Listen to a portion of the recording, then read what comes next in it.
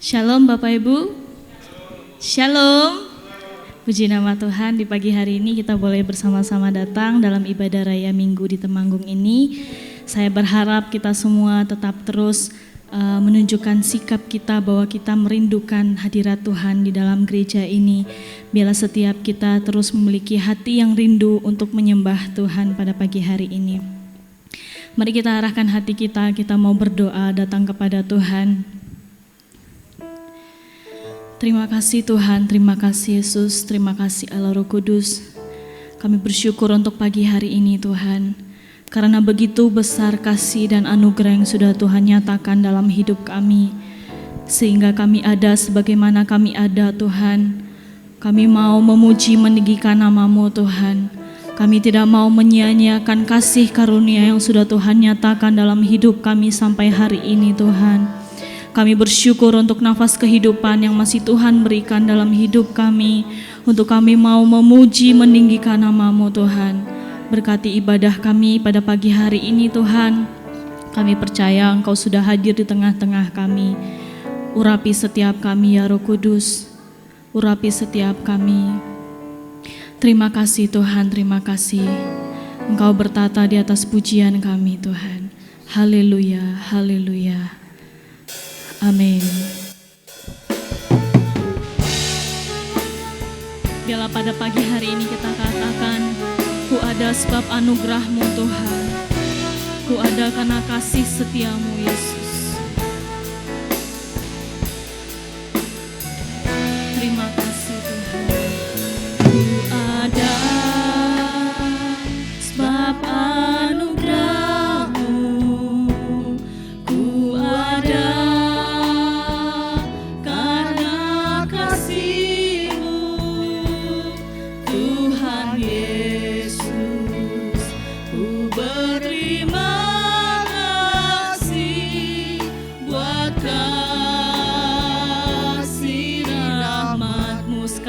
katakan ku ada sebab anugerah-Mu. Ku ada karena kasih-Mu Tuhan Yesus. Ku berterima kasih buat kasih rahmat.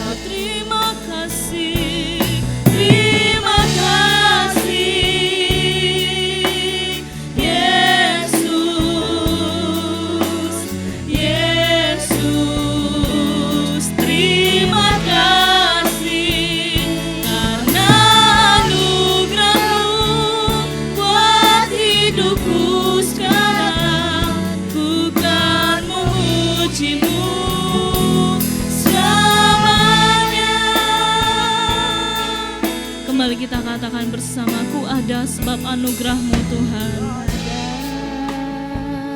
Sebab anugerah ya Tuhan, ini pengakuan kami Yesus. Ku ada karena kasih-Mu Tuhan Yesus. Ku berterima kasih buat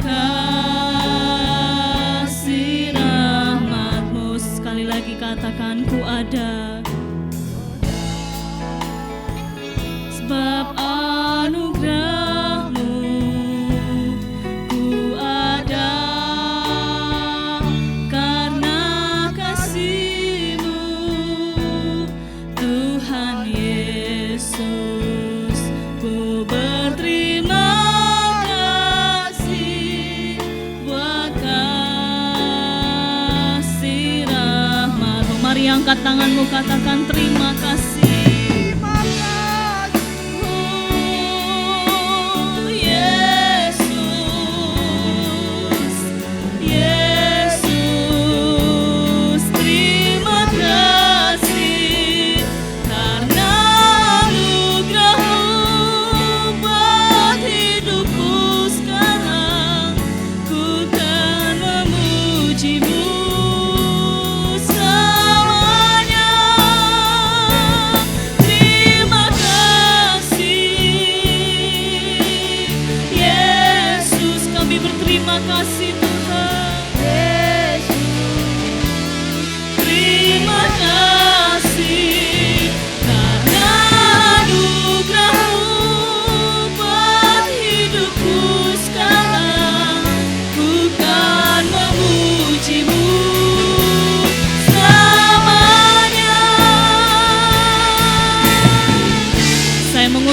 Bapak Ibu untuk boleh bangkit berdiri. Mari kita syukuri apa kasih anugerah Tuhan dalam kehidupan kita. Kami bersyukur Tuhan untuk setiap kasih setiamu dalam hidup kami yang tiada berhenti setiap harinya Tuhan. Oh, terima kasih Tuhan. Terima kasih Yesus, Yesus. Terima kasih karena anugerah-Mu buat hidupku sekarang. Ku kan memuji-Mu selamanya karena anugerah-Mu, ya Tuhan.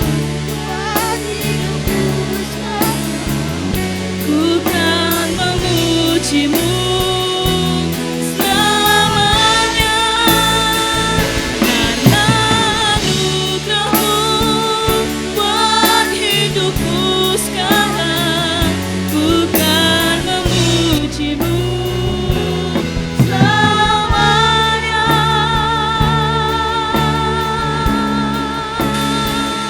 Kami bersyukur Tuhan,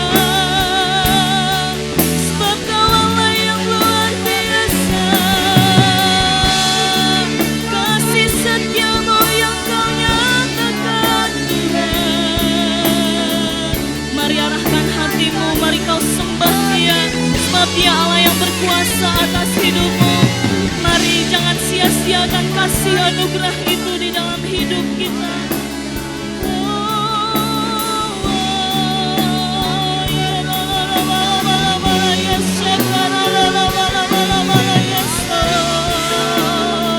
Kami percaya Kau hadir di tengah kami, melawat kami Tuhan.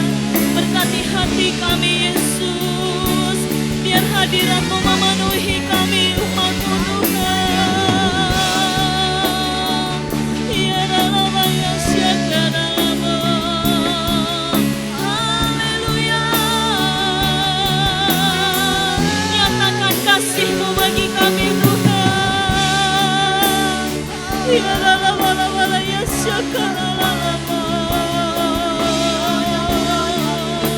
Ya dalam ya syakaramu. Ya dalam ya syakaramu. Biarlah Roh Kudus dengan lembut hadir di dalam hatimu. Mari terus nikmati waktu bersama dengan Dia. Jangan menyia-nyiakan kesempatan yang ada. Ya dalam ya syakaramu Yesus. Ya dalam ya syakaramu ya syakaramu. Ya dalam ya syakaramu Yesus. Oh ya dalam ya sakana ya dalam ya sikinaku. Kau hadir di tengah kami Yesus, Kau hadir di tengah kami Tuhan. Ya dalam ya sakaramu. Kau nyatakan Tuhan, Kau nyatakan kuasa-Mu Tuhan Yesus. Kami merindukan hadirat ini Tuhan, kami merindukan hadirat ini Yesus. Ya Allah ya syukur. Ya Allah ya syukur. Haleluya.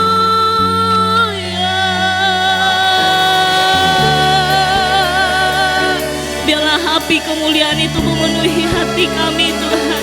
Biarlah api kemuliaan itu membakar roh kami, membakar jiwa kami Tuhan. Jiwa kami menyukakan hati-Mu Tuhan. Jiwa kami bangun memuji menyembah Engkau Tuhan.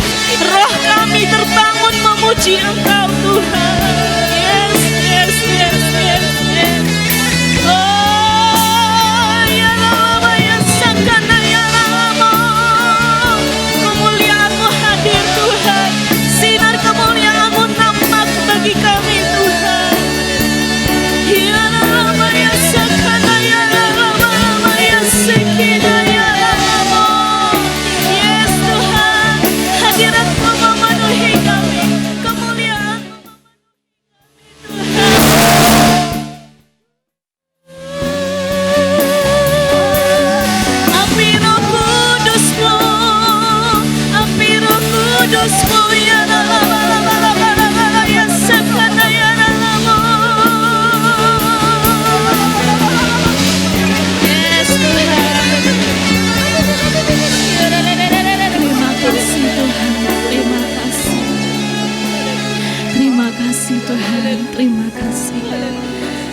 Kami percaya Roh Kudus-Mu tak akan pernah berhenti di dalam hati kami, melawat, menjamah kami Tuhan, sehingga kami boleh diperbaharui Tuhan, sehingga hidup kami tidak stagnan di dalam Engkau Tuhan, tapi kami terus memiliki terobosan yang baru karena kami pribadi yang memuji Engkau Tuhan, pribadi yang menyerukan nama-Mu Tuhan.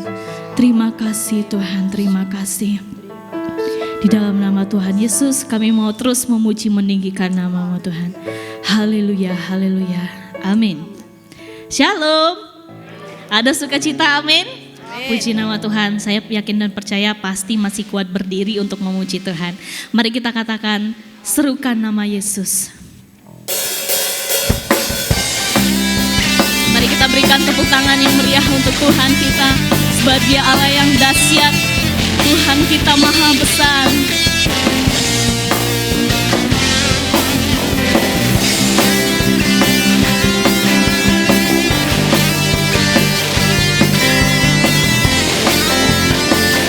Mari bersama katakan, Tuhanku maha besar. Tuhanku maha besar, Tuhanku maha kuasa, Raja segala raja. Dia takkan tergoyahkan, Dia takkan terkalahkan, Dia hidup dan berkuasa. Serukan namanya, Yesus Tuhan Raja, segala kuasa tunduk dalam namanya. Dia luar biasa, Dia luar biasa, perkasa mulia, Yesus nama di atas segala nama. Haleluya.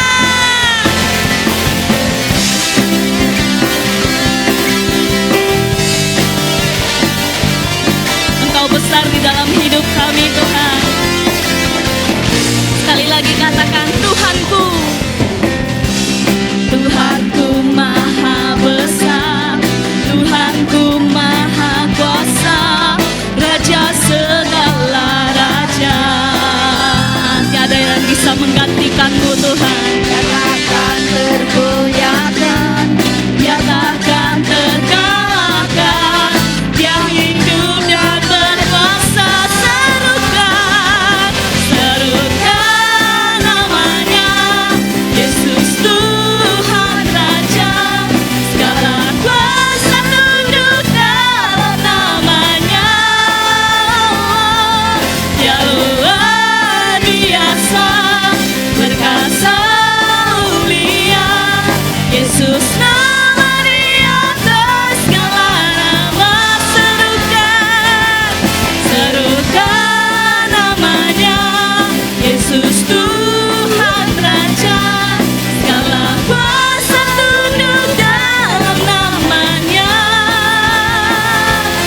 Dia luar biasa, perkasa mulia, Yesus nama di atas segala nama. Haleluya, sorakan haleluya.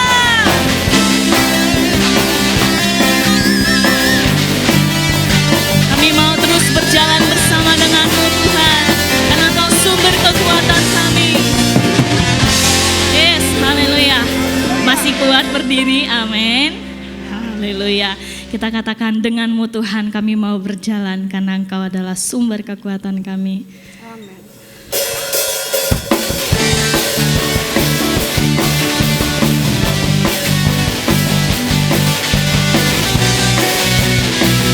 Kami tidak ragu mengikuti Engkau Tuhan.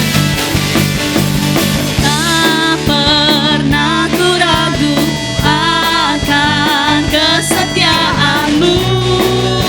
Kau pegang hidupku sepenuh jiwaku, sepenuh jiwaku.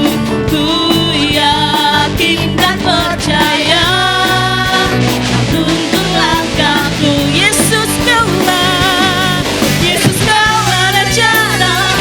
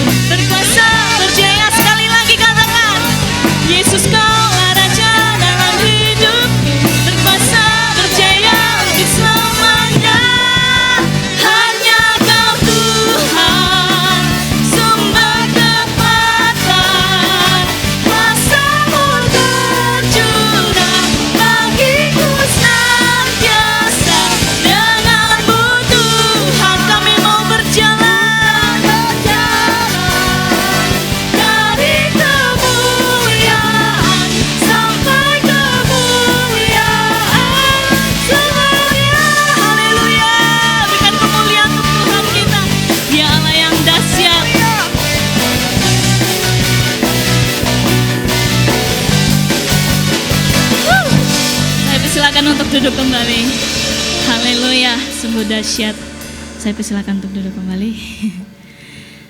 Kami percaya Tuhan bahwa kasih-Mu tiada bertepi dalam hidup kami. Mulai hari ini Tuhan kami mau belajar untuk tidak menyia-nyiakan anugerah yang sudah Tuhan nyatakan dalam hidup kami. Biarlah ya Tuhan perkenanan-Mu Tuhan terus nyata dalam hidup kami. Kami mau mendengarkan kebenaran firman-Mu Tuhan. Berkati hati kami, lembutkan hati kami Tuhan. Terima kasih, terima kasih.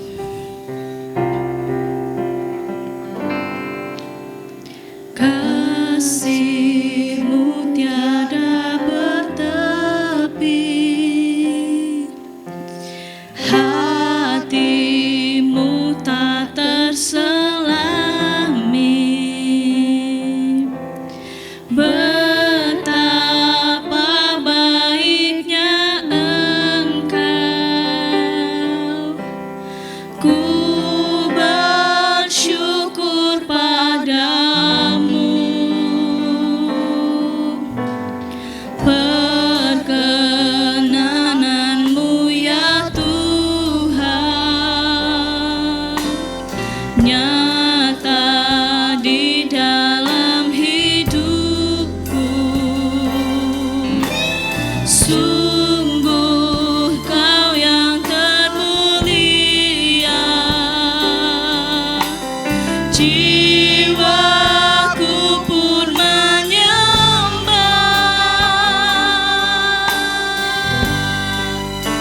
Ku angkat hatiku, tinggikan nama-Mu. Karena Yesus Kau anugerah terbesar, ku naikkan syukurku untuk kemurahan-Mu. Hanya Yesus Kau anugerah terbesar. Kasih-Mu tiada bertepi Tuhan. Kasih-Mu tiada bertepi, hati-Mu tak terselami. Betapa baiknya Engkau, ku bersyukur padamu. Perkenanan-Mu ya Tuhan nyata di dalam hidupku. Sungguh Kau yang termulia, jiwaku pun menyembah. Mari kita bangkit berdiri, katakan ku angkat hatiku. Ku angkat hatiku, tinggikan nama-Mu. Karena Yesus Kau anugerah terbesar, ku naikkan syukurku untuk kemurahan-Mu. Hanya Yesus Kau anugerah terbesar, ku angkat hatiku, tinggikan nama-Mu. Karena Yesus Kau anugerah terbesar, ku naikkan syukurku untuk kemurahan-Mu. Hanya Yesus Kau anugerah terbesar.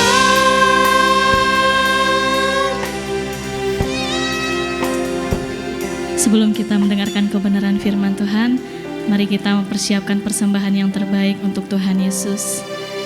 Maka dari itu, sebelumnya saya minta dengan kasih Kristus, Ibu Ida akan berdoa untuk persembahan. Saya mengundang petugas persembahan untuk maju ke depan. Haleluya. Terpujilah namamu Tuhan, terpujilah namamu Yesus. Allah kami yang hidup juru selamat dan kekasih jiwa kami. Tuhan Allah kami yang kami panggil dalam nama Tuhan Yesus Kristus. Terima kasih Tuhan kalau pada pagi hari ini Tuhan Engkau kembali mengumpulkan kami anak-anak-Mu Tuhan untuk memuji memuliakan namamu. Terima kasih Tuhan, terima kasih. Kalau sebentar kami juga akan mempersembahkan apa yang ada pada kami Tuhan. Kiranya Engkau mensucikan, kuduskan persembahan kami Tuhan menjadi layak di hadapan-Mu untuk kelebaran kerajaan-Mu di tempat ini. Terima kasih Tuhan, Kau juga mengurapi para pelayan-pelayan-Mu Tuhan dengan urapan yang daripada Engkau Tuhan. Terima kasih Yesus, kami mengucap syukur dan berdoa, haleluya, amin. Saya persilakan untuk duduk kembali. Kita naikkan pujian ini, kasih-Mu tiada bertepi.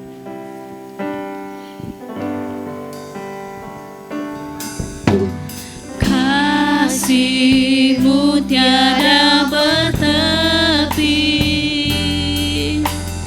hati-Mu tak terselangi.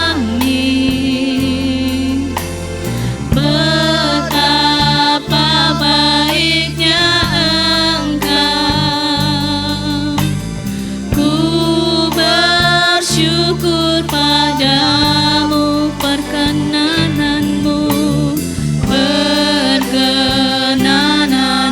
ya Tuhan, nyata di dalam hidupku. Sungguh Kau yang termulia, jiwaku pun menyembah. Ku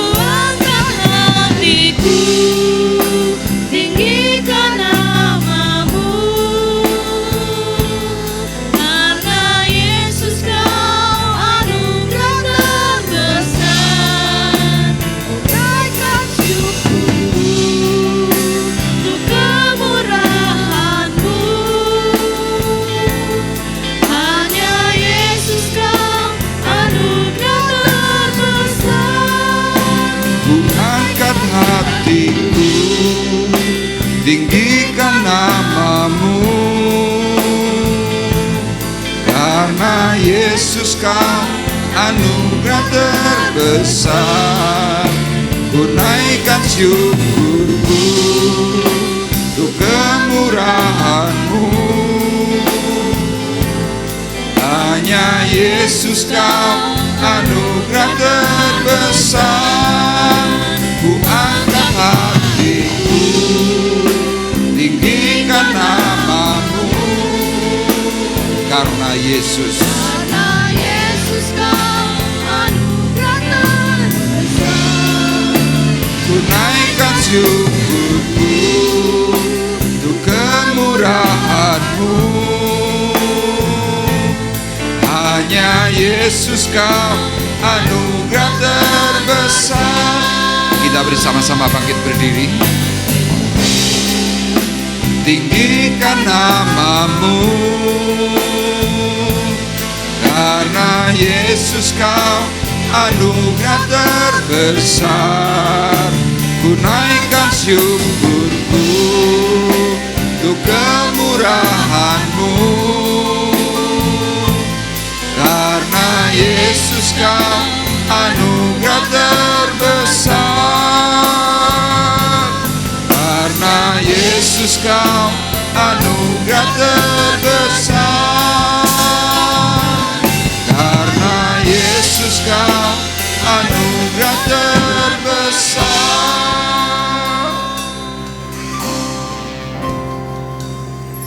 Kita akan bersama-sama berdoa, dan sebentar Ibu Atik yang akan berdoa. Haleluya, haleluya. Terima kasih Tuhan atas anugerah-Mu yang begitu luar biasa Tuhan. Terima kasih Yesus atas kasih-Mu buat kami. Terima kasih atas kebaikan-Mu Tuhan. Di mana pagi yang indah ini Tuhan, kami boleh memuji memuliakan nama Tuhan. Kami percaya Tuhan, setiap pujian dan penyembahan kami ini boleh menjadikan dupa harum di hadapan Ya Tuhan. Tuhan. Terima kasih Yesus, kalau sebentar kami mau menerima kebenaran firman-Mu Tuhan.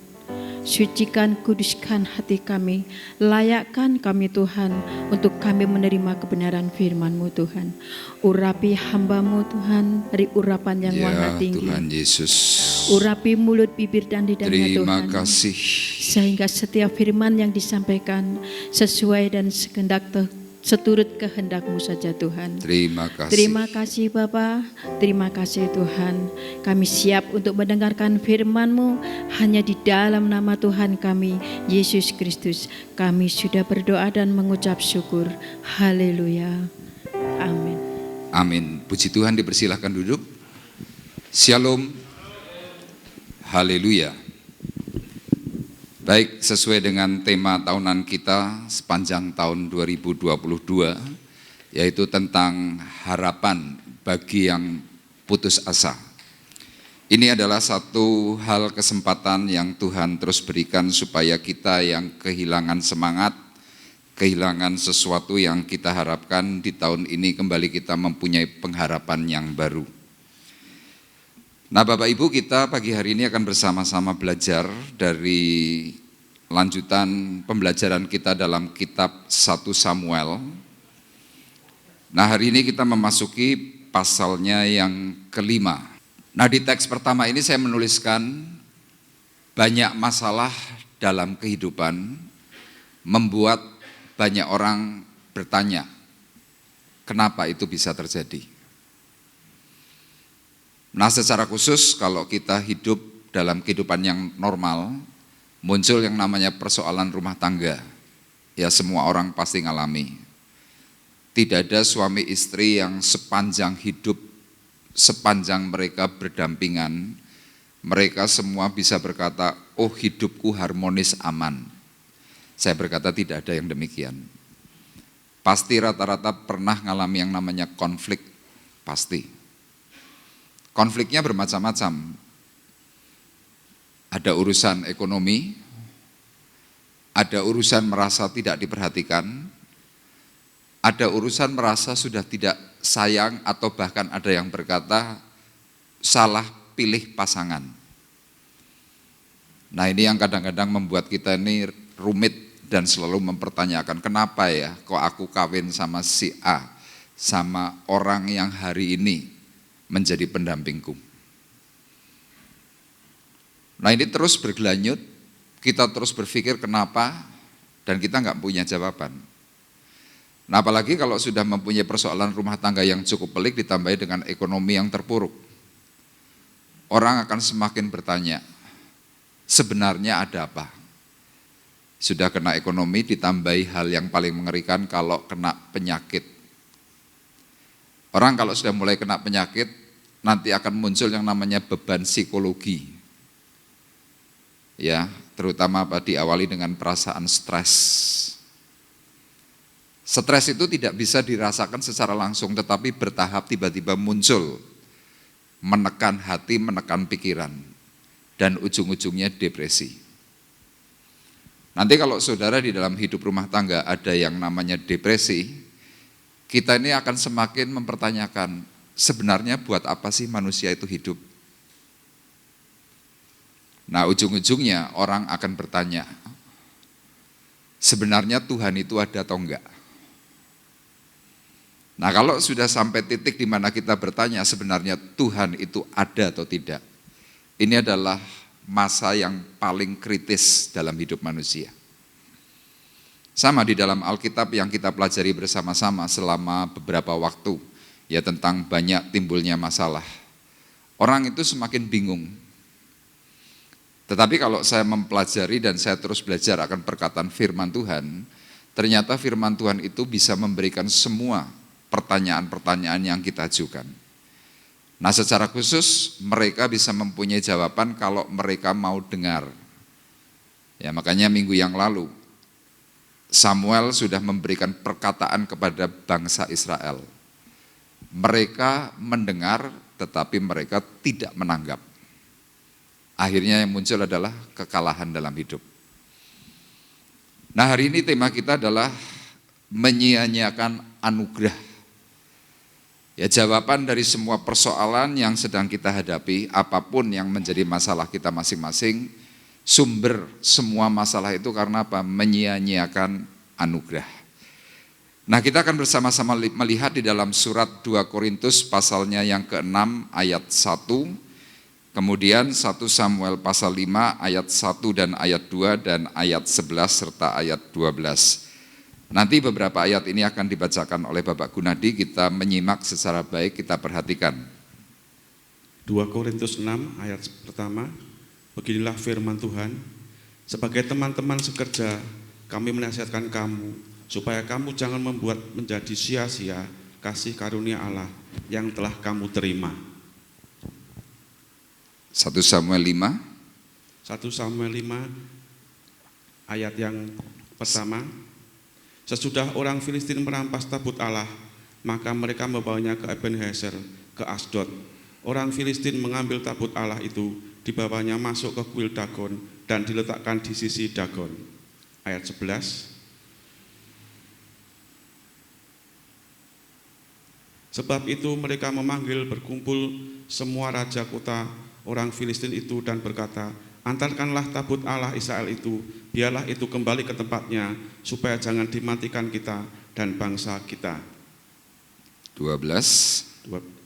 Orang-orang yang tidak mati dihajar dengan borok-borok, sehingga teriakan kota itu naik ke langit. Ya, Bapak Ibu perhatikan yang pertama di dalam 2 Korintus pasal 6 ayat 1. Rasul Paulus mengingatkan kepada orang-orang di Korintus sebagai jemaat yang sudah diberkati oleh Tuhan. Jemaat ini adalah jemaat yang full, penuh dengan karunia. Tetapi ternyata jemaat di Korintus adalah jemaat yang juga menyia-nyiakan anugerah kasih Tuhan. Firman di sini berkata, sebagai teman-teman sekerja, kami menasihatkan kamu supaya kamu jangan membuat menjadi sia-sia kasih karunia Allah yang telah kamu terima. Saudara mungkin akan berkata, Pak, saya enggak menyia-nyiakan kasih karunia loh, Pak. Ya memang kalau kita tidak pernah mengevaluasi hidup kita, kita berani berkata bahwa saya tidak menyia-nyiakan kasih karunia.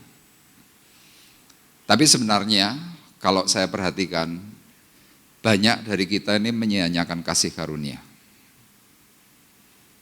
Kenapa Paulus sampai memberikan teguran, dan tegurannya itu lembut? Orang-orang di Korintus sebagai orang yang dipimpin oleh Rasul Paulus, Paulus menyebut mereka semua teman sekerja. Artinya apa? Paulus sedang mencoba memposisikan dirinya, dia tidak mau merasa lebih hebat, tidak mau merasa lebih baik, tidak mau merasa lebih benar. Tetapi Paulus mengatakan bahwa orang beriman itu adalah teman sekerja. Tentu sekerja dalam Allah. Makanya di sini dikatakan sebagai teman-teman sekerja, kami, artinya Paulus menyuarakan rekan-rekan yang lain, para rasul yang juga ikut bekerja dalam pelayanan. Paulus berkata, kami menasihatkan kamu supaya kamu jangan membuat menjadi sia-sia kasih karunia Allah yang telah kamu terima. Saudara akan bertanya, kapan saya menyia-nyiakan kasih karunia Allah? Nah sekarang kita akan melihat apa sih kasih karunia Allah. Apa itu anugerah kasih dari Allah? Yang pertama itu bicara soal iman. Jadi saudara dan saya ini bisa percaya, believe and trust kepada Tuhan.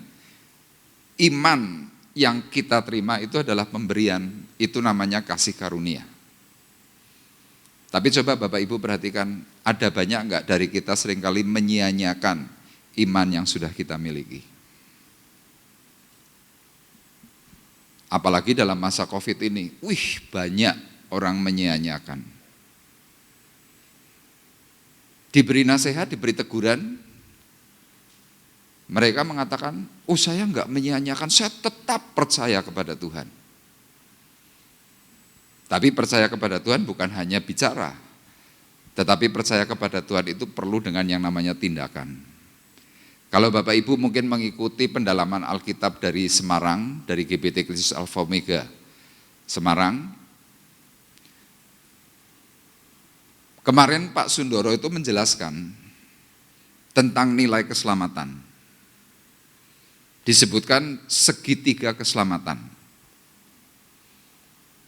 Nah, salah satunya bicara soal iman. Tindakan iman kita sebagai tanda pemberian Allah itu apa? Pak Sundoro menjelaskan, yang pertama itu tentang apa? Panggilan. Orang diberi anugerah oleh Tuhan melalui dipanggil awal. Supaya apa? Orang itu bisa percaya.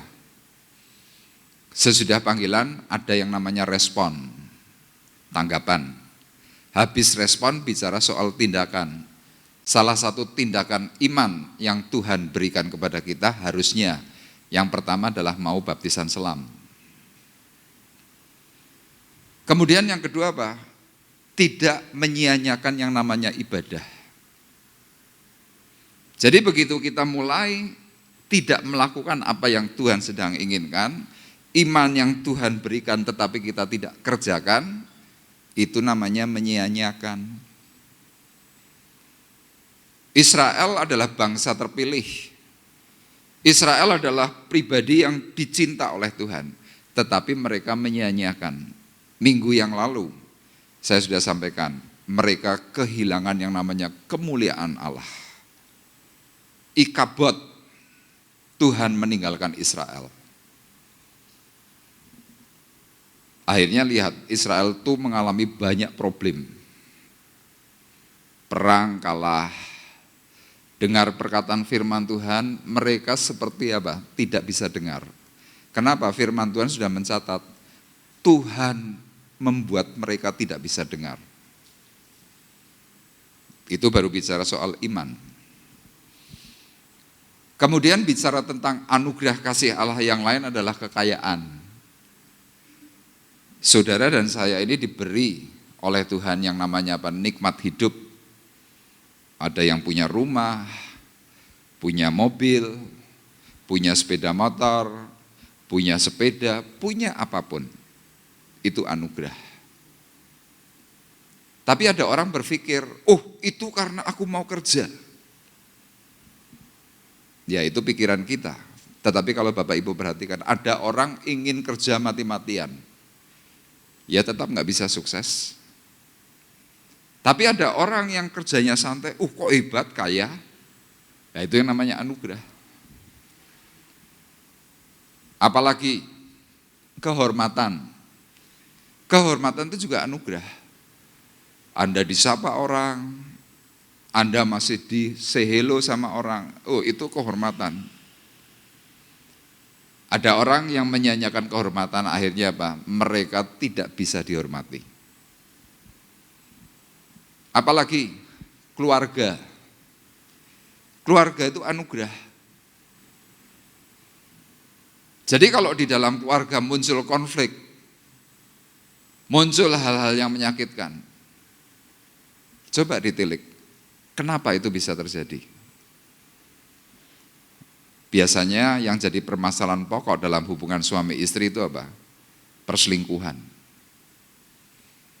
Ya apalagi hari-hari ini maafkan saya, di tayangan televisi itu ada sinetron yang lagi ngetren, kalau tidak salah judulnya apa? Apa ibu-ibu judulnya? Kabel putus apa? Nah itu layangan putus. Adegan perselingkuhan diekspos. Kita yang nonton, maaf kata terutama ibu-ibu, nonton tuh sambil gregetan, sambil geram. Ada yang nangis-nangis, gemes sama si pria. Adegan semacam itu kita tonton, kita sampai apa? Mengharu biru. Wong lanang kok koyo ngene, kira-kira begitu. Saya pernah beberapa kali disuruh nonton, Pak Arif nonton Pak. Saya tanya judulnya apa? Layangan putus atau layang-layang putus, saya nggak tahu. Ceritanya apa? Oh, ini diambil dari kisah nyata. Iya, tapi cerita selingkuh kok ditonton. Nah, hari ini yang namanya selingkuh tuh ngetren. Nah, kalau sudah seperti itu nanti muncul konflik. Orang bertanya, salahku apa? Saya menjawab, ya karena tidak menghargai anugerah.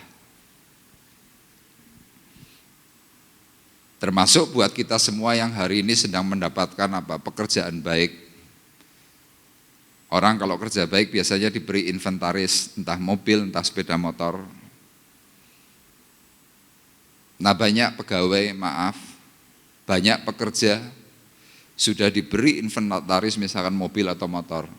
Coba perhatikan, apakah benar-benar dipelihara secara baik? Kadang motor nggak pernah dicuci, nggak pernah ganti oli, lahernya oglek, apapun macam-macam, tetap nekat dipakai. Bos kadang-kadang kalau ngelihat itu hatinya jengkel.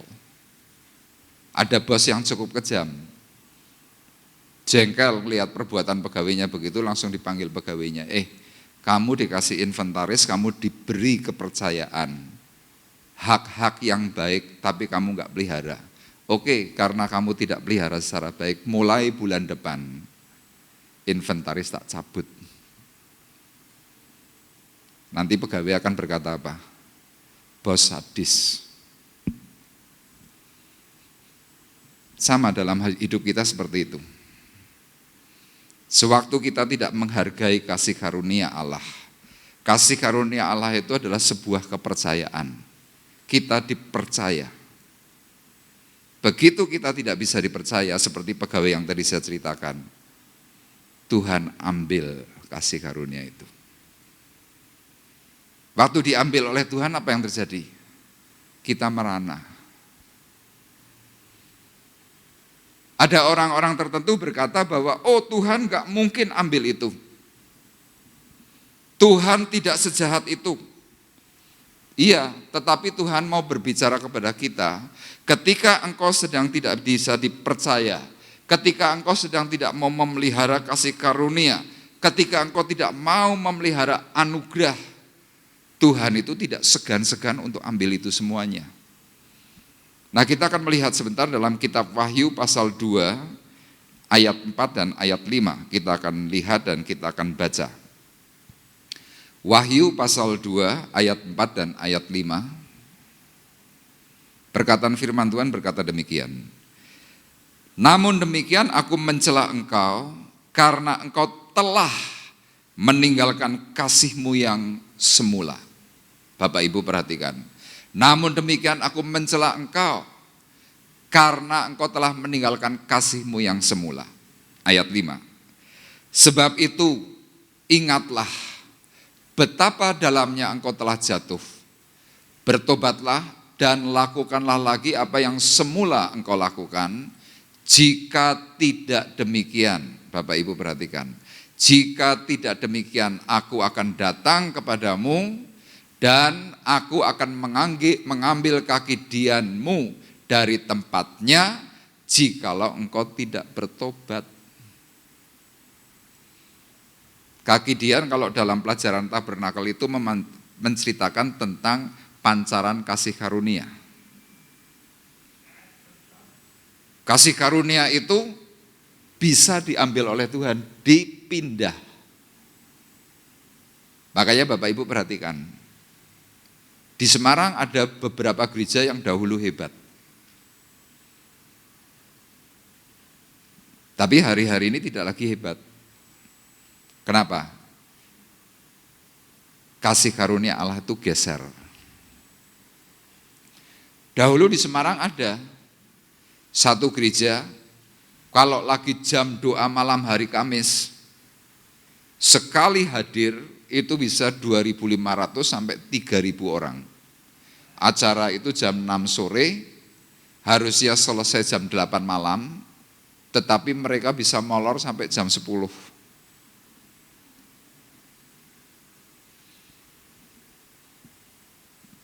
Nah, ketika mereka sedang berkibar, dalam tubuh gereja itu ada konflik antara pengurus dengan gembala. Dan terakhir di tahun 2000, doa malam yang dahulu hebat, ibadah raya yang dahulu hebat, seminggu itu dalam hari Minggu, itu bisa ibadah itu sampai 6 kali. Merosot, melorot, gara-gara apa? Konflik. Dan konflik itu tidak selesai. Akhirnya gembalanya keluar mengundurkan diri. Dan gereja ini kacau. Ini perkataan firman Tuhan. Aku akan datang kepadamu dan aku akan mengambil kegidianmu dari tempatnya jikalau engkau tidak bertobat. Sama dalam hidup rumah tangga seperti itu. Kalau masing-masing kita menganggap bahwa kita ini yang paling baik, paling hebat, paling benar, konflik berkepanjangan, masalah terus izinkan muncul. Lama-lama Tuhan melihat itu tuh jengkel. Apalagi kalau sampai tidak memberikan pemeliharaan khusus kepada kasih karunia Tuhan. Nah, ini terjadi di dalam zaman 1 Samuel pasal 5 ayat 1 sampai 12. Nah, Bapak Ibu, sekarang kita perhatikan kembali 1 Samuel pasal 5 ayat 1 dan 2, Bapak Ibu perhatikan. Sesudah orang Filistin merampas tabut Allah, maka mereka membawanya dari Ebenezer ke Asdod. Orang Filistin mengambil tabut Allah itu, dibawanya masuk ke kuil Dagon dan diletakkannya di sisi Dagon. Nanti Bapak Ibu baca di rumah dalam ayat 3, 4, 5, 6, 7, 8, 9. Di situ tiba-tiba Filistin itu mengalami permasalahan besar. Kena penyakit, kota hancur, dan lain sebagainya. Nah, ketika mereka sedang mengalami permasalahan hebat, dalam ayat 11 dikatakan, sebab itu mereka memanggil berkumpul semua raja kota orang Filistin itu dan berkata, antarkanlah tabut Allah Israel itu, biarlah itu kembali ke tempatnya supaya jangan dimatikannya kita dan bangsa kita, sebab di seluruh kota itu ada kegemparan maut. Tangan Allah menekan orang-orang di sana dengan sangat berat, orang-orang yang tidak mati dihajar dengan borok-borok, sehingga teriakan kota itu naik ke langit. Waktu masalah hebat itu terjadi, ada banyak penyakit, ada tulah, ada orang mati. Filistin tiba-tiba mau mencampakkan keberadaan Allah. Nah, waktu mau dicampakkan, apa yang terjadi? Ayat 12 berkata, orang-orang yang tidak mati dihajar dengan borok-borok. Nah, kalau Bapak Ibu perhatikan dalam zaman hidup kita sekarang, seluruh dunia itu kena COVID hampir 3 tahun. Hampir 3 tahun.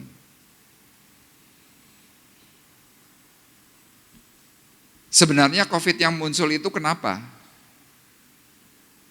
Kalau saya aplikasikan dengan perkataan firman Tuhan, karena sebenarnya seluruh dunia sedang tidak menghargai kasih karunia. Makanya apa? Tuhan izinkan yang namanya tulah. Kenapa saya berani katakan seperti ini? Iya, kalau Bapak Ibu belajar tentang sejarah gereja, Belanda, Jerman, Prancis, itu adalah negara-negara yang membawa Injil itu masuk ke tanah Jawa, masuk ke Indonesia. Tapi kalau hari ini Bapak Ibu mau cari gereja di Jerman, cari gereja di Belanda, mau cari gereja di Prancis, gereja banyak yang tutup. Kenapa tutup? Dijual kepada pihak entertain, diskotik, klub malam, dan lain sebagainya. Kenapa mereka menjual? Karena mereka berpikir, mana Tuhan? Tuhan tidak ada. Tanda mujizat Tuhan itu dulu. Hari ini kami hidup dalam realita.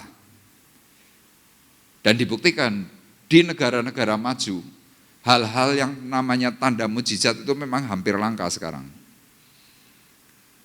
Nah, dari hal yang seperti inilah mereka undur, mereka mencampakkan akan keberadaan hadirat Tuhan.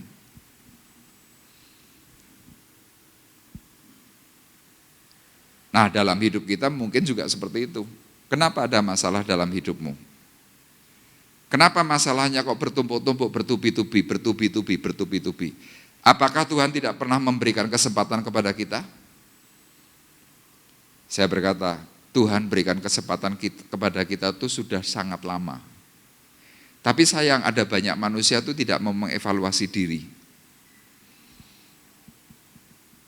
Saudara jangan berpikir kalau kita lagi kena masalah, kalau kita kena sakit apapun, itu jangan dianggap sebagai kelumrahan, jangan. Lumrahnya orang hidup harusnya ya baik-baik harusnya. Tapi begitu kita kena problem, kita kena masalah apapun itu, sebenarnya Pak Tuhan itu lagi ngomong sama kita.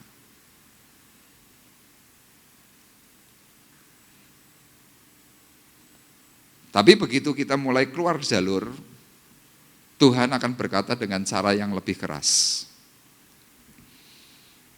Nah, dalam peristiwa 1 Samuel 5 ayat 1-12, kita hari ini mau cari tahu kenapa itu. Dan tujuan firman Tuhan hari ini adalah apa? Belajar menghargai yang sudah dipercayakan. Kenapa? Agar kasihnya itu bisa makin melimpah.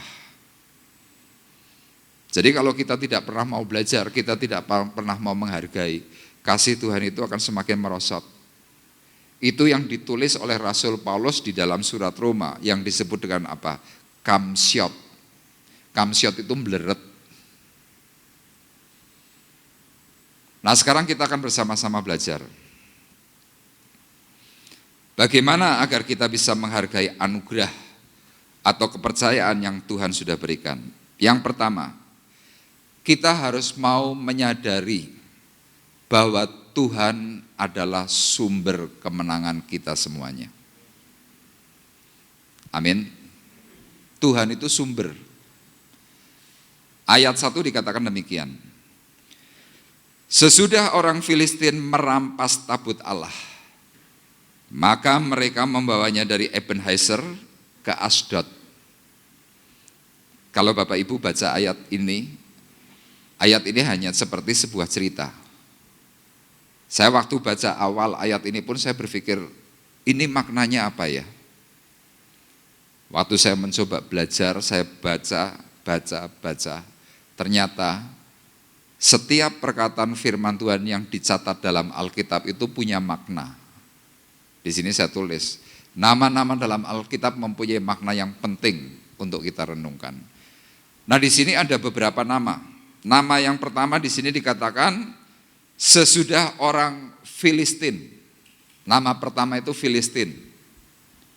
Nama kedua dikatakan mereka membawanya dari Ebenezer. Itu nama kedua. Dan nama ketiga adalah Asdod. Nah, ternyata nama Filistin kalau dalam bahasa Inggris itu mempunyai makna imigran. Imigran itu artinya pendatang.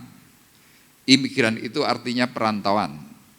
Dan Filistin sendiri diterjemahkan dalam bahasa asli, ternyata mereka adalah orang dari luar pulau. Jadi orang Filistin ini adalah dari pulau lain nyebrang menuju tanahnya orang Israel. Nah, gambarannya apa? Gambarannya adalah hidup kita. Saudara dan saya ini adalah Filistin. Loh Pak, saya ini orang Jawa loh. Saya orang Indonesia asli Pak. Dan saya ini orang Tionghoa. Saya bukan Filistin. Iya, itu gambaran. Saudara dan saya ini cuma imigran. Saudara dan saya di dunia ini cuma pendatang. Cuma perantauan, makanya Paulus berkata, kewarganegaraan kita berasal dari mana saudara? Surga. Saudara dan saya ini asalnya dari surga. Kita di dunia merantau, makanya orang Jawa bilangnya apa? Dewe wong urip iki cuma mampir ngombe. Kita ini cuma merantau, waktu kita tuh singkat. Orang kalau merantau, orang kalau dolan, orang sebagai pendatang itu pasti ada waktu tertentu. Nanti suatu hari pasti akan pulang, itu pasti. Nah, waktu perantauan kita umumnya itu 70 tahun, 80 tahun. Lebih dari itu firman Tuhan berkata, kebanggaannya adalah kesukaran dan penderitaan. Saudara lama di tanah perantauan, saudara dolan terus kemana-mana. Lama-lama saudara bilang apa? Bosen.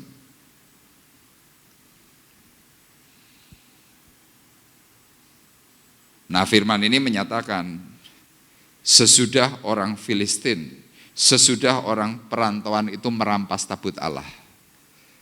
Nah, kata merampas tabut Allah kalau kita aplikasikan itu yang namanya anugerah. Filistin di dalam cerita Alkitab kalau perang dengan Israel itu gak pernah menang.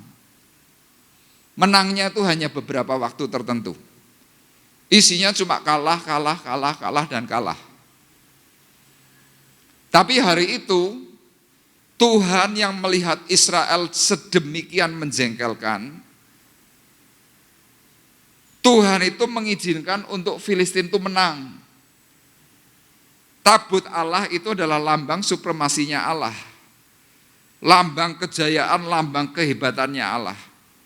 Yang hari itu diberikan kepada Israel, tapi karena Israel menyia-nyiakan anugerah, kemudian tabut Allah itu dipindahkan. Nah, firman Tuhan di sini menyatakan bahwa hari itu Filistin atau Palestina hari ini bisa merampas. Nah, merampas itu kalau tidak diizinkan oleh Tuhan ya tidak bisa. Sama, saudara dan saya ketika saudara bisa kaya, saudara bisa punya mobil, saudara bisa punya kesehatan, saudara punya apapun yang hari ini saudara bisa nikmati, itu karena Tuhan sedang memberikan anugerah kepada kita.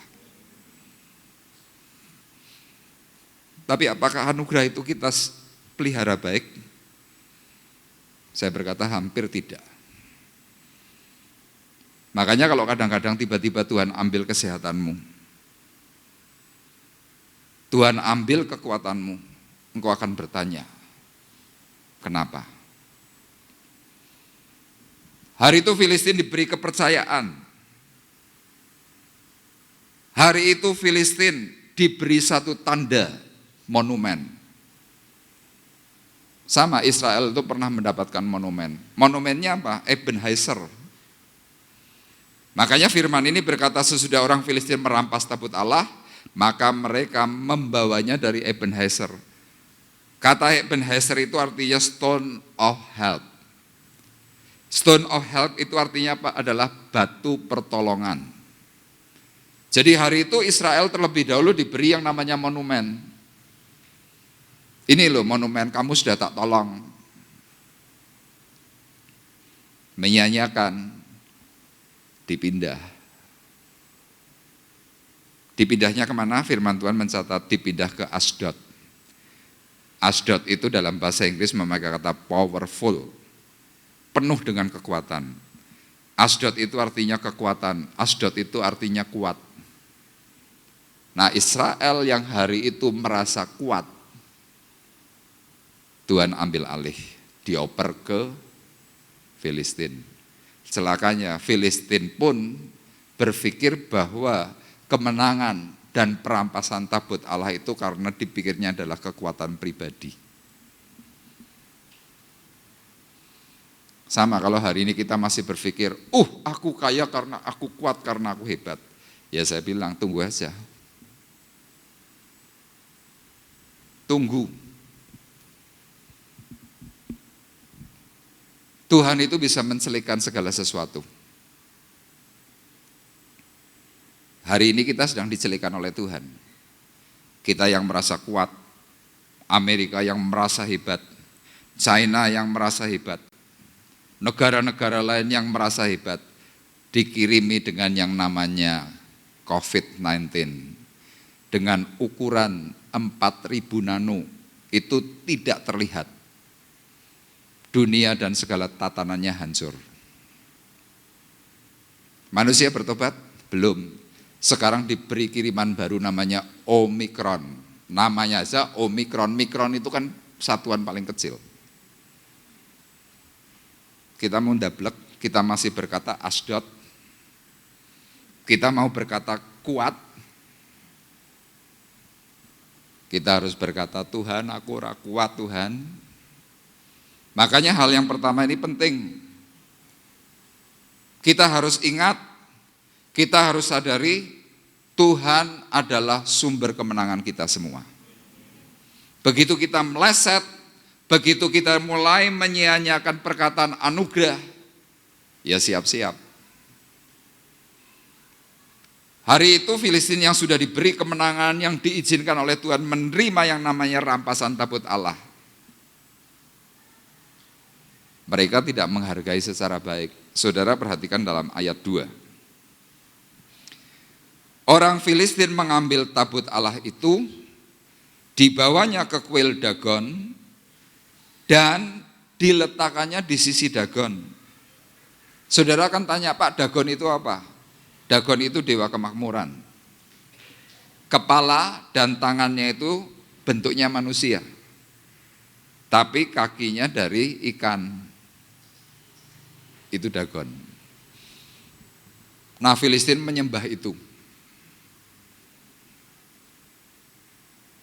Nah, orang Filistin ketika menyembah, mereka berpikir bahwa tabut perjanjian Allah, di mana itu sebagai lambang supremasinya Allah, dianggap itu juga seperti dewa. Dan firman di sini menyatakan, tabut perjanjian Allah disandingkan, dijejerkan, disetarakan dengan Dagon.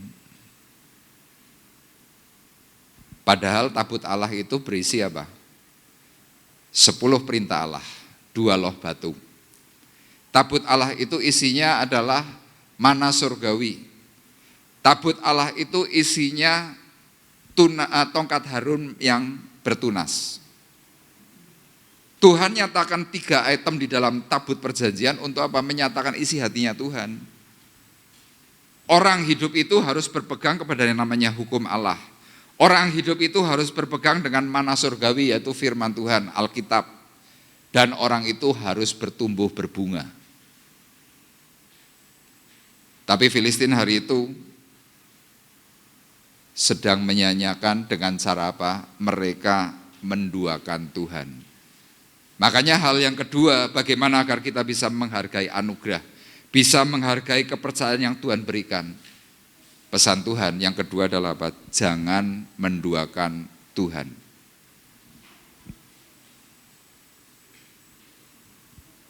Amin. Saudara mungkin berkata, Pak, saya enggak menduakan Tuhan loh, Pak. Saya percaya penuh kepada Tuhan Yesus Kristus. Mungkin dalam prinsip pikiran dan mulut kita ya begitu. Tapi coba yuk kita evaluasi bersama. Seperti orang Filistin hari itu. Mereka punya yang namanya apa? Kekeliruan konsep. Kenapa saya katakan kekeliruan konsep? Karena sering terjadi mereka berpegang kepada yang namanya adat dan istiadat serta hukum nenek moyang. Sehingga Allah dengan sebutan Elohim disejajarkan dengan Dagon.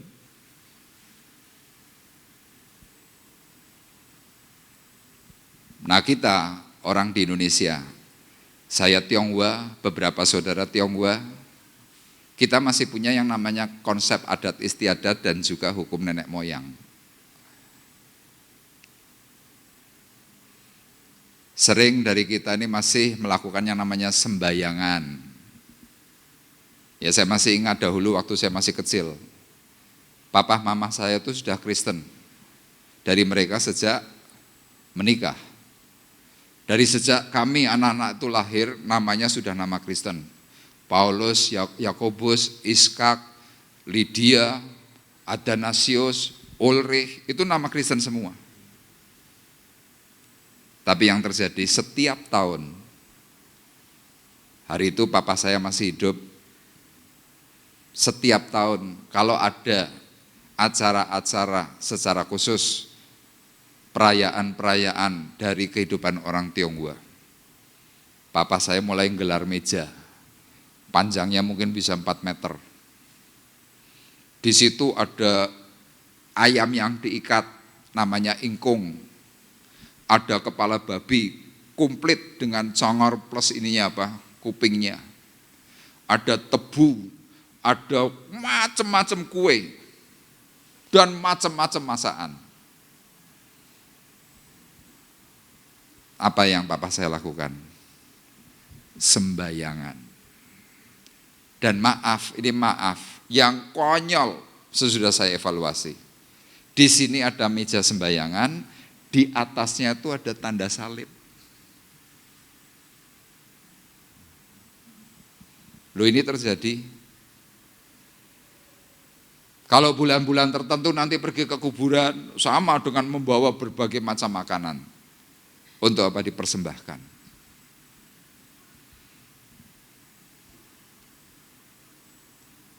Dulu kami anak-anak masih kecil tidak mudeng.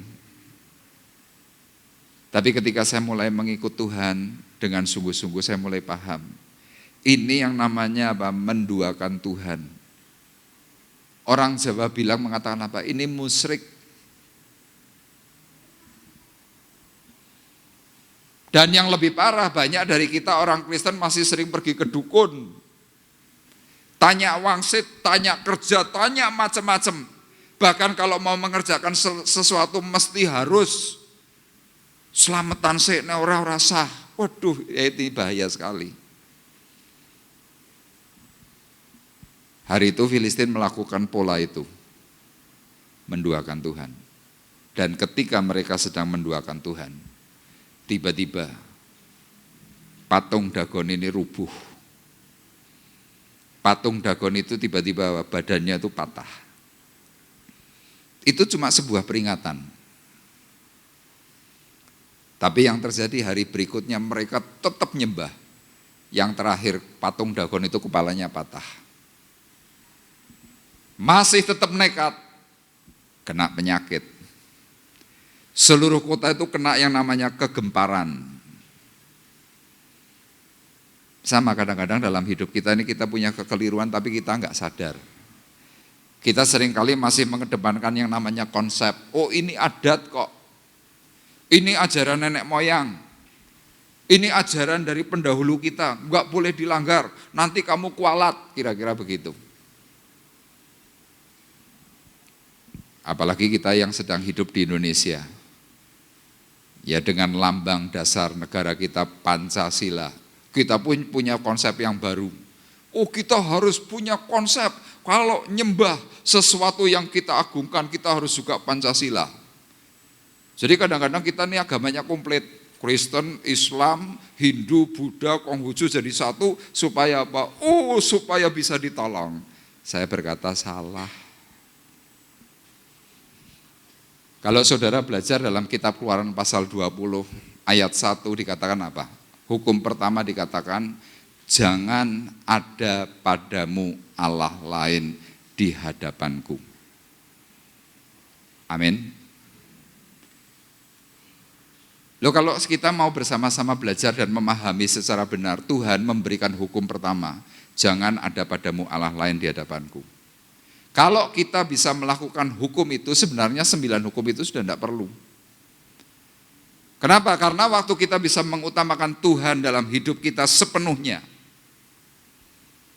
tidak akan muncul yang namanya jangan berzina. Tidak akan muncul yang namanya jangan mencuri. Tidak akan muncul yang namanya jangan membunuh dan lain sebagainya. Itu tidak akan muncul. Tapi Tuhan kita adalah Tuhan yang amat sangat baik. Tuhan tahu bahwa kita tidak akan mampu untuk bisa menomorsatukan Tuhan di atas segala-galanya. Makanya diberi opsi. Opsinya apa? Hukum kedua dikatakan jangan menyembah patung.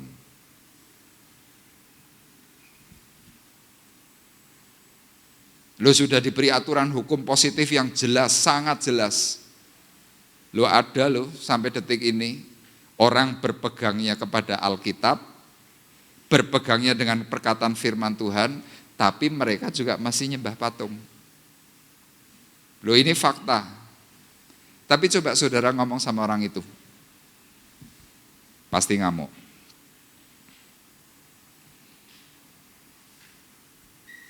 Jadi lihat, kita seringkali masih melakukan banyak pelanggaran kesalahan. Dan saya berkata, kalau itu masih di dalam batas kewajaran, Tuhan akan ingatkan itu semua dengan lembut. Tapi kalau kita mulai kebablasan, Tuhan pasti akan sentil kita itu dengan keras. Tinggal permasalahannya kita mau evaluasi hari ini, apa masalah kita dalam hidup sehari-hari. Yang tahu ya saudara, bukan saya. Pribadi kita masing-masing ini loh yang tahu. Jadi hal yang kedua ini penting, jangan menduakan Tuhan. Kemudian hal yang ketiga, bagaimana agar kita bisa menghargai anugerah atau kepercayaan yang Tuhan sudah berikan. Yang ketiga, kita harus pahami masalah yang sedang kita terima itu sebuah peringatan. Apapun masalahnya, mau kecil, mau besar, itu peringatan. Nah saudara perhatikan dalam ayat 6 sampai dengan ayat 9. Saya akan bacakan ayat 6. Tangan Tuhan menekan orang-orang Asdod itu dengan berat, dan ia membingungkan mereka, ia menghajar mereka dengan borok-borok, baik Asdod maupun daerahnya. Sama, cerita ini kelihatannya cuma sekedar cerita, tapi saudara perhatikan. Tangan Tuhan menekan orang-orang Asdod. Tadi saya sebutkan, Asdod itu artinya kuat, powerful. Saya rubah kata-katanya, tangan Tuhan menekan orang-orang yang merasa kuat. Dan ayat ini dilanjutkan dengan perkataan apa? Dengan berat. Dan ia membingungkan mereka. Makanya lihat, kalau kita yang merasa hebat, merasa kuat, merasa tidak mungkin terjadi masalah. Waktu kita kena masalah, masing-masing kita berkata, aku bingung. Ini loh, Tuhan bisa membingungkan hidup kita. Seperti beberapa minggu yang lalu saya cerita, ini loh, gigi saya sakit. Saya kemarinannya berpikirnya gimana? Oh, gigi saya kuat. Kalau ngeletaki es itu cuma kletuk, kletuk, kletuk. Orang berkata, hati-hati loh dengan gigimu. Saya berkata, enggak apa-apa, gigi saya kuat. Ketika Tuhan izinkan sedikit sakit di gigi saya, nangis saya. Gerung-gerung, waduh Tuhan ampun, Tuhan ampun, Tuhan ampun. Ini baru persoalan gigi, baru cuma satu gigi ini loh. Bisa seluruh badan termasuk kepala itu meriang semua. Kenapa? Asdod. Merasa hebat, merasa kuat. Dan ayat 7 berkata apa? Ketika dilihat oleh orang-orang Asdod, bahwa demikian halnya, berkatalah mereka, tabut Allah Israel tidak boleh tinggal pada kita. Nah ini kelemahan hidup kita, waktu kena masalah bukannya kita sungguh-sungguh cari Tuhan, tetapi malah Tuhan dicampakkan. Tuhan mau dibuang dengan perkataan yang simpel, aku lungo gereja yo kena masalah, pergi ke gereja juga kena masalah. Daripada pergi ke gereja buang-buang waktu, ngapain? Saya berkata, engkau berkata begitu, engkau mencoba mencampakkan Allah, engkau nambah masalah. Dibuktikan tadi dalam ayat 12. Dikatakannya jelas,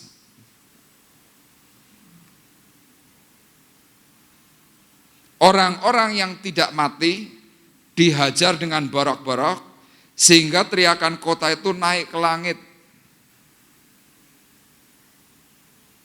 Kita kalau sedang kena masalah itu kan semuanya bisa dengar.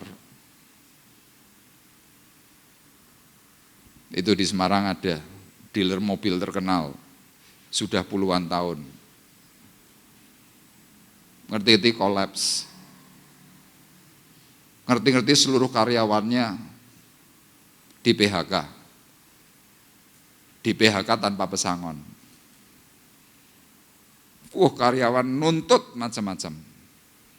Pihak perusahaan berkata apa? Kami tidak sanggup membayar. Seluruh Semarang dengar semua. Makanya lihat ketika kita kena masalah, ada banyak orang bisa dengar apa yang jadi masalahmu.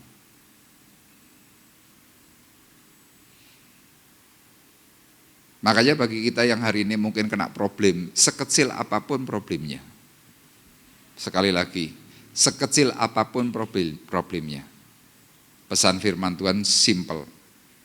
Amos 5 ayat 4 dikatakan demikian. Sebab beginilah firman Tuhan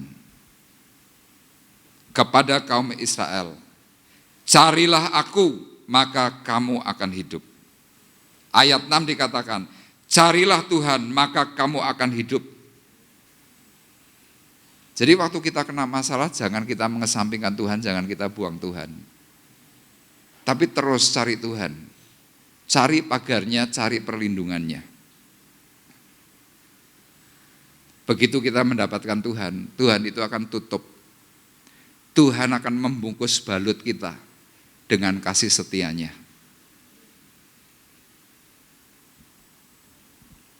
Kapan? Waktu kita menyadari, waktu Tuhan izinkan ada masalah, ada problem. Kita sadar. Waktu kita sadar, tindakan kita apa? Memelihara kasih. Sama sejak saya sakit gigi, kalau dulu saya tuh makan tuh ngawur. Makan bakso panas, minumnya es teh tawar.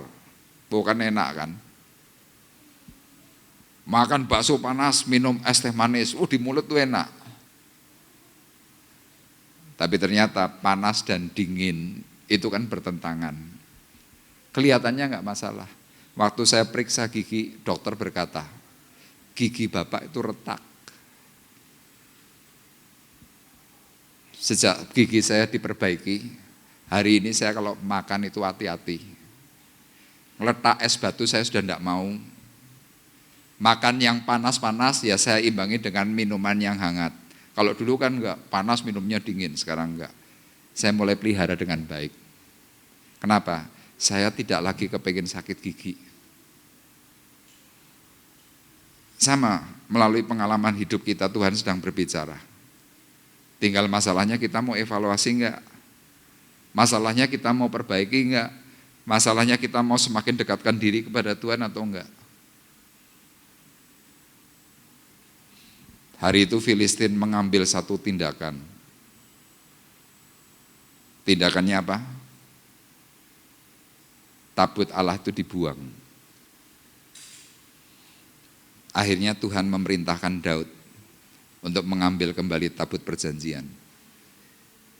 Dan saudara tahu, sampai hari ini Palestina itu tidak pernah merdeka. Sampai hari ini Palestina tidak punya tanah, ribut terus. Keputusan damai atau tidak damai hari ini ada di tangan kita. Kalau kita mau berkata, Tuhan, aku memerlukan Engkau. Tuhan, aku mau mengutamakan Engkau di atas segala-galanya. Tuhan, aku mau benar. Saya yakin hidupmu akan ditolong dan kita dipulihkan. Amin. Tuhan memberkati kita. Kita akan menaikkan pujian. Ku hidup karena anugerah-Mu, tiada satu pun dapat kubanggakan.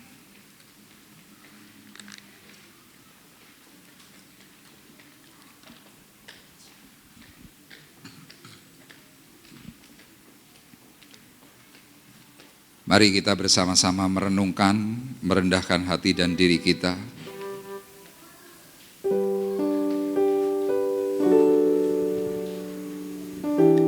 Evaluasi hidupmu.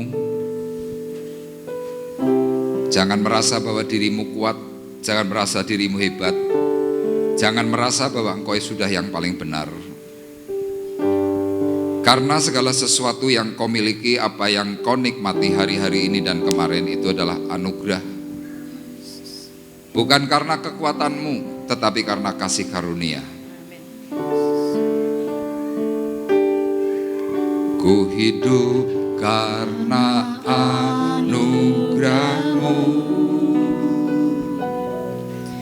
Tiada satu pun dapat ku banggakan, semua karena cinta-Mu. Ini hidupku, pimpin jalanku, kasih-Mu mengubah hidupku. Kau memilihku, selamatkan hidupku, semua karena cinta-Mu. Ini hidupku, pimpin jalanku. Yesus pegang erat tanganku, ku tak dapat hidup di luar kasih-Mu. Bapa, jangan tinggalkan aku, Engkau alasan selamaku hidup. Ku hidup karena anugerah. Ku hidup karena anugerah-Mu. Tiada satu pun dapat ku banggakan. Satu pun dapat ku banggakan, Semua karena cinta-Mu. Katakan, ini hidupku, hidupku, pimpin jalanku, kasih-Mu mengubah hidupku.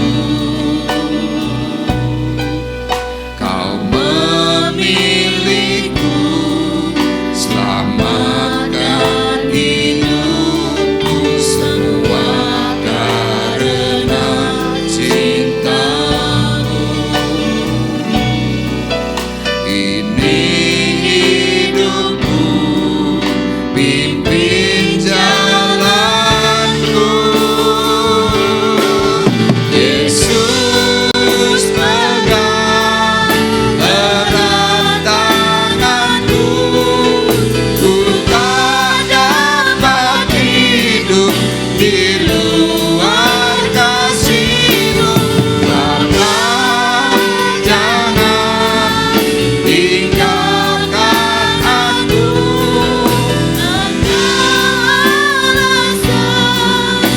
selamaku hidup.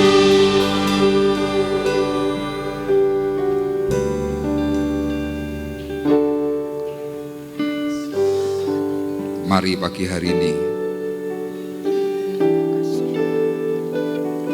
Engkau yang sudah mendengar suara firman-Nya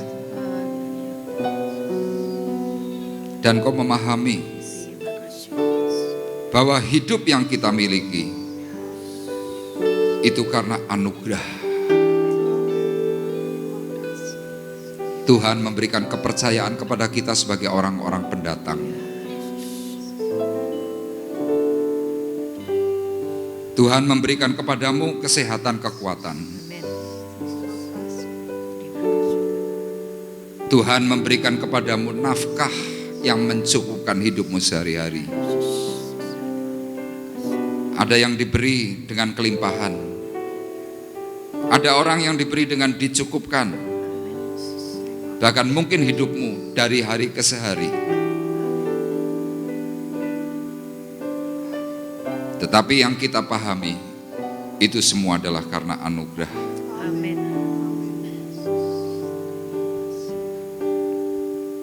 Dan kau yang memahami bahwa hidup adalah anugerah.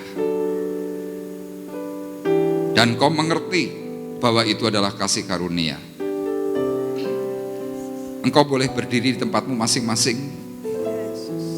Dan kau boleh berkata, Tuhan, ini aku yang menyadari. Ku hidup karena anugerah-Mu. Tiada satu pun dapat ku banggakan, semua karena cinta-Mu. Ini hidupku. Ini hidupku, pimpin jalanku. Kasih-Mu mengubah hidupku. Kau memilihku. Kau memilihku, Selamatkan hidupku, semua karena cinta-Mu. Ini hidupku, pimpin jalanku. Yesus, pegang erat tanganku.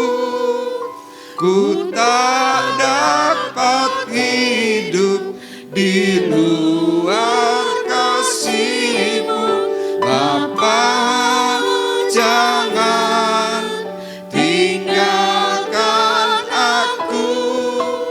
Engkau alasan selamaku hidup. Tuhan, di hadapan-Mu ada anak-anak-Mu yang berdiri. Mereka yang berdiri adalah orang-orang yang memahami bahwa hidup mereka adalah kasih karunia. Kesehatan, bahkan kekuatan, harta, kekayaan, apapun yang mereka miliki, mereka sadar itu semua datang dari Tuhan. Dan biarlah Tuhan kasih karunia-Mu semakin melimpah atas mereka. Mereka yang sakit disembuhkan oleh Tuhan. Mereka yang sedang mengalami secara tubuh, mengalami kelemahan, Tuhan, Engkau yang memberikan kekuatan. Tuhan, hamba-Mu berdoa atas mereka, supaya kekuatan ilahi itu mengalir, terus bekerja dengan berkat limpah. Bahkan keturunan mereka, Tuhan, menjadi keturunan yang ilahi. Terima kasih Bapa di surga. Kami mensyukuri atas segala berkat firman yang Tuhan sudah nyatakan bagi kami. Hamba-Mu berdoa, Tuhan, ampuni kami ketika selama ini kami belum memahami arti anugerah kasih. Bahkan ketika kami menikmati nafas hidup, ampuni kami ketika kami masih merasa kuat. Terima kasih. Segala hormat, pujian, syukur akan saudara kami yang terkasih Bapak Hoking Hok, yang hari ini Tuhan kembali di Opnam di Rumah Sakit Umum Temanggung. Kiranya belas kasihan Tuhan melalui seru doa kami, Tuhan jamah Bapak Hoking Hok, diberi pemulihan, diberi kekuatan kesehatan, sehingga anak-Mu ini Tuhan boleh senantiasa memuji, mempermuliakan nama-Mu. Pengudusan yang daripada Tuhan memberikan kesembuhan secara khusus. Kami berdoa Tuhan untuk tim perawat, para dokter yang menangani, beri mereka hikmat. Bahkan melalui obat yang dipakai, Bapak Hoking Hok disembuhkan. Terima kasih, dan kami juga terus mengingat akan Bapak Woto yang saat ini juga masih terbaring lemah. Kiranya pertolongan kasih Tuhan yang ajaib juga terus melanda hidupnya. Pengudusan daripada Tuhan memberikan kekuatan secara fisik, sehingga Pak Woto pun kembali memuji, mempermuliakan nama-Mu. Tuhan, kami terus berdoa untuk saudari kami Milka, kiranya Engkau juga pulihkan. Tuhan berkati akan saudari kami Tuhan Ibu Patriah yang juga masih mengalami pendarahan, Tuhan kiranya tolong. Dan pagi hari ini Tuhan kami juga mengingat Ibu Sarakih, Ibu Puji yang ada di Jakarta yang juga sedang mengalami sakit. Tuhan kiranya juga memberikan pemulihan kesembuhan. Kami percaya Tuhan, bilur darah Yesus Kristus Tuhan memberikan pemulihan atas mereka semuanya. Kami meyakini Tuhan, kekuatan ilahi itu tetap ada. Mujizat Tuhan tetap mengalir atas setiap hidup orang percaya. Terima kasih dan tiba saatnya Tuhan sekarang kami hendak berpisah. Kami mohon berkat serta penyertaan yang daripada Tuhan. Sidang jemaat Tuhan terkasih, marilah kita bersama-sama mengangkat hati, mengangkat tangan kita di hadapan Tuhan. Pulanglah dengan membawa berkat, damai sejahtera Allah Bapa di sorga. Pulanglah dengan kasih karunia Tuhan Yesus Kristus di dalam persekutuan Roh Kudus.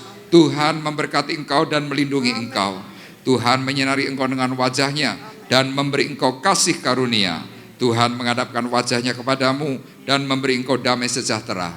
Mulai dari pagi hari ini sampai Maranatha datang yang kedua kali. Dalam berkat nama Tuhan Yesus Kristus, kami sudah berdoa dan mengucapkan syukur, dan kita yang diberkati oleh Tuhan bersama-sama berkata, amin. Terima kasih Yesus. Terima kasih Yesus. Ku bersyukur.